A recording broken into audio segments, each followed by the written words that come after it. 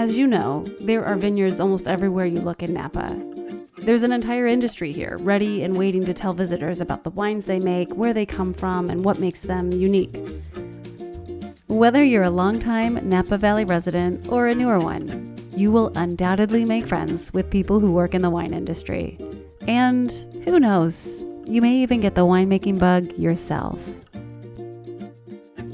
Today we'll talk with two such people, Mike Schieffer and Kara Maraden, who both work for reputable, well-known wineries, but decided to create their own wine project about 6 years ago.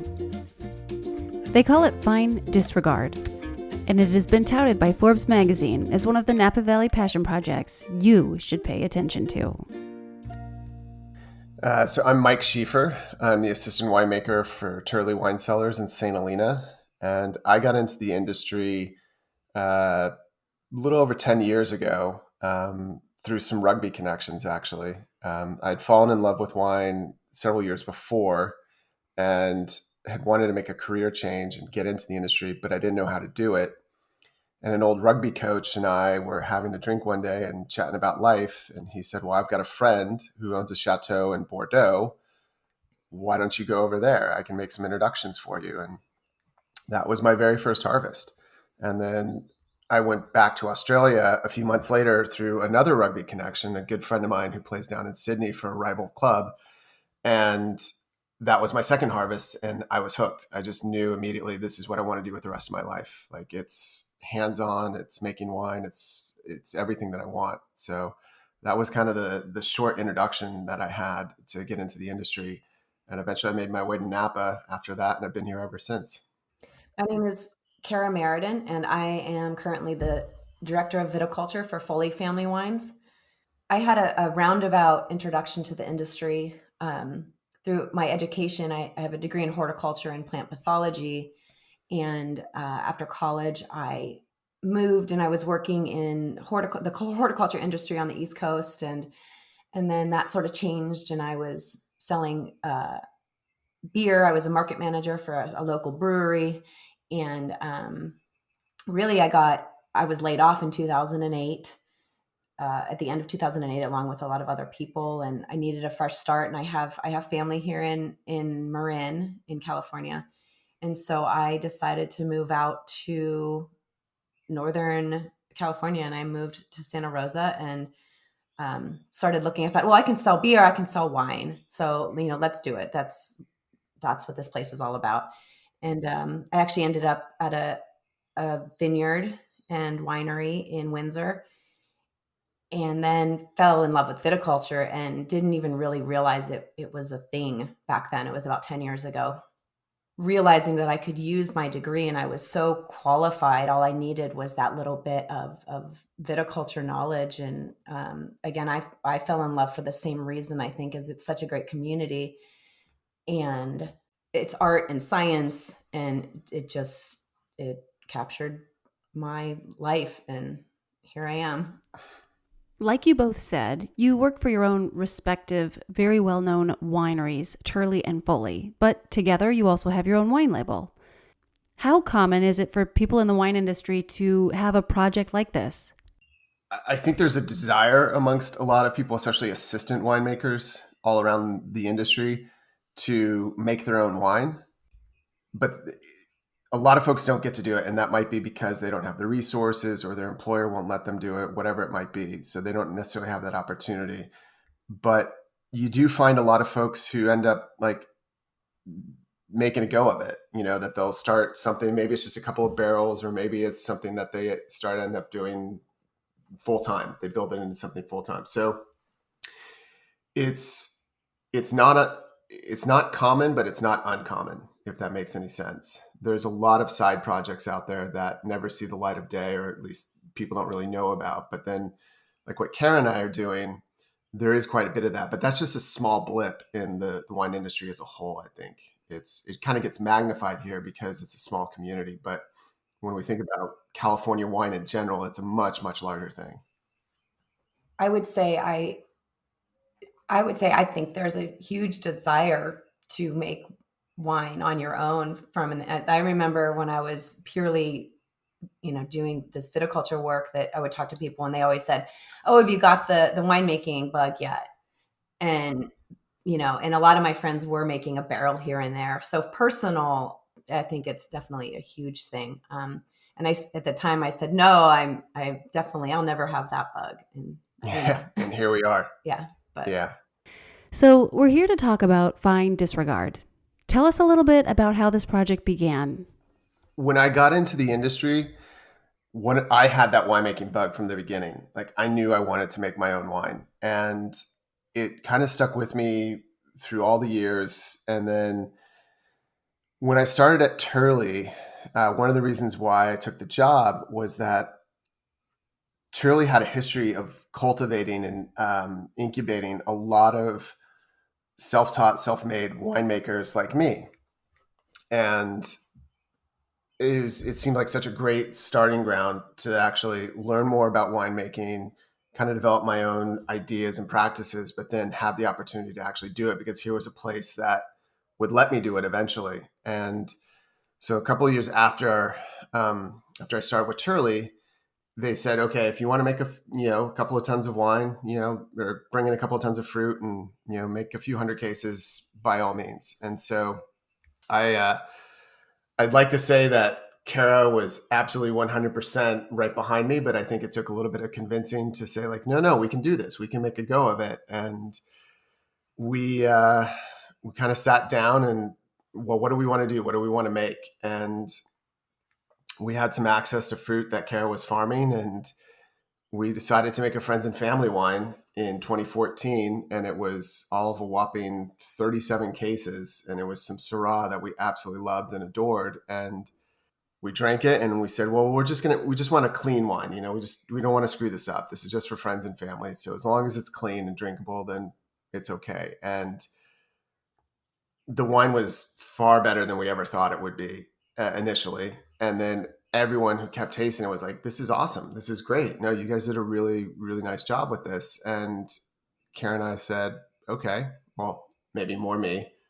Let's start a wine label. And the vision at the beginning was to always make this personal, because it's just the two of us. And we really just wanted to kind of make the wines that we wanted to drink, the wines that we want to drink with food and have with friends and share. That's kind of the vision for it. And that's where things really started. And I don't think that's changed as much. I think now we're trying to focus on what the vision is for the label. And I think we're really trying to make wines that speak of California. We're California winemakers. And so we're not trying to imitate anywhere else. We want the wines to really speak of being from here, but we still want that initial vision to come through, that these are, bright, elegant, fresh wines that are perfect for your table and perfect to share with friends. How exactly would you describe that? How does Fine Disregard represent winemaking in California? Very often in the wine industry, you'll hear people talking about, oh, this is our, Burgundian Pinot Noir, or this is, our Bordeaux, Bordeaux like Cabernet, or whatever it might be, things like that. There's always like this reference point to going back to Europe, and to me that's always been this weird disconnect, because California has this long history of making wine going back into the 1860s and even earlier. So we have our own history here, and we do things that, like Zinfandel, that no one else in the world does. So I always felt like we should be celebrating that this is a great place to make wine, that we make beautiful wines, and why try to imitate somewhere else? Let's focus on what we can do here and make our own styles, make our own path. And so for me, just very specifically, I'll say like the Semillon. So Semillon is very common in Bordeaux, but it's a blender. You can also find it in the Hunter Valley, but it's in a very unique style. I always thought we should make our own style here in California. And that's what we've tried to do, is come up with our own style of making it. So I want someone, when they taste the wines, like when they taste that Semillon or they taste our Grenache, that they say, that's a beautiful wine, but that is very much a California wine. It tastes like California. There's beautiful sun-kissed fruit. It's bright, it's fresh. It's just a pleasure to drink, but we also make it in a style that goes well with food. So that's, to me, what I'm thinking about is I want to reflect California, and I want people to say like, oh yeah, that tastes like California. It's easy to romanticize the wine industry and even winemaking, but it's a lot of work. Kara, were you as ready as Mike to jump right into this project? Yeah, I definitely was hesitant.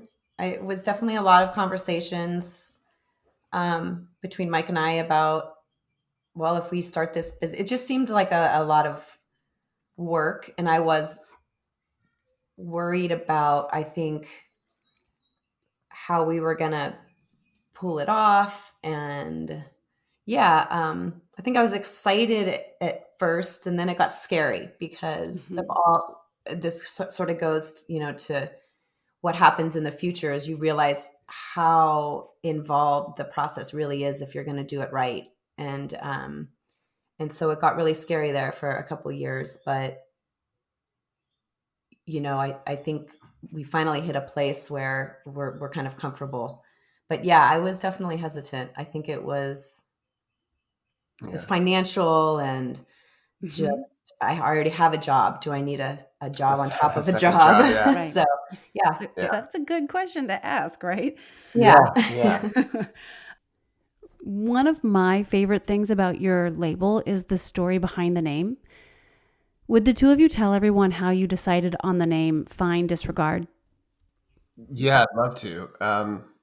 The term Fine Disregard, that name comes from a quote about a gentleman named William Webb Ellis, who's credited with starting the game of rugby at the rugby school in 1823.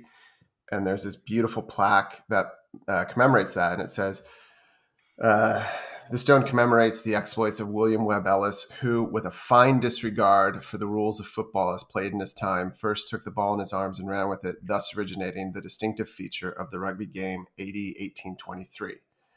I had to memorize that in college with the rugby team. That was one of the first things that they told me to do. So rugby has had a very outsized influence on my life. Before I fell in love with wine, I wanted to be a professional rugby player. The problem is that I was never a terribly good rugby player. I was just slightly above average, if you can say that. I think any of my teammates would tell you that too. But when we started the label, a piece of advice that I had gotten a few years before was you should really make this personal. And I had all of these great ideas in my mind for what the label should be. And they were like these old Greek phrases or these old Latin phrases. And I thought they really spoke about what the vision of the wine was going to be. And I'd tell them to Kara, and she'd look at me and you're like, you're an idiot. No one's going to understand that. No one's going to know how to pronounce that. Like, that's really nice, but it's going to confuse people. I started thinking about that piece of advice about making this personal, realizing that rugby had a huge influence on my life. It got me into the industry, like I was saying a few minutes ago. I thought, what can I make this? What's going to connect the two? And I remembered that quote about William Webb Ellis, and I thought, fine disregard. That makes a lot of sense. Like, it's about somebody who did something on his own, not in violation of the rules necessarily, but just struck out a new path. And I was like, that's what we're doing. And it ties into this whole rugby thing. And so I told Kara, what about fine disregard? And she looked at me and said, that's it. That's perfect. And Kara has always been the steadying hand in this. She's the one who, she walks me off the ledge when I think the wines are terrible, when they're sitting in barrel and I'm gnashing my teeth. She's the one who says, no, these are what the finances dictate. This is what we need to do. She keeps me very, very even keeled and level headed about this. And so when she said, fine disregard's perfect, I said, great. I know we can go forward with that then. So that's where that all started. I didn't know the backstory when he said it, but I specifically remember, I think he was sitting on the couch. It was just one evening because we had been throwing names back and forth, and he just threw that out. And I was like, oh, full stop. Yeah, I didn't really know anything about it. And so when when he a minute later told me about it, it sort of solidified that. And I was like, it's fantastic. I loved it immediately. Today, Fine Disregard produces about 500 cases of wine a year. They make a Simeon, Grenache, and Mataro. Yeah, and we have our website is finedisregardwine.com, and we work on a basically an allocation. So twice a year we release our wine. So if you just go to the website, it's pretty easy. You can get on the mailing list basically, and we'll send you an email when we're ready to release, and we'll usually have the window open for about 2 weeks or until we sell out a wine, and that's it. It's pretty easy. And then we ship. We can ship to most places in the United States, and we are also available at some retail outlets in California and New York and Texas. Oh, cool. Okay. I think I hear the third member of your wine team in the Yeah, background. that's Lucy. It's Lucy's world. Yeah. She's chiming in. She's helping. Yeah, she's reminding everybody to go to finedisregardwine.com. Yeah. And they can always reach out to us directly too. Our contact information's on the site, so by all means, feel free.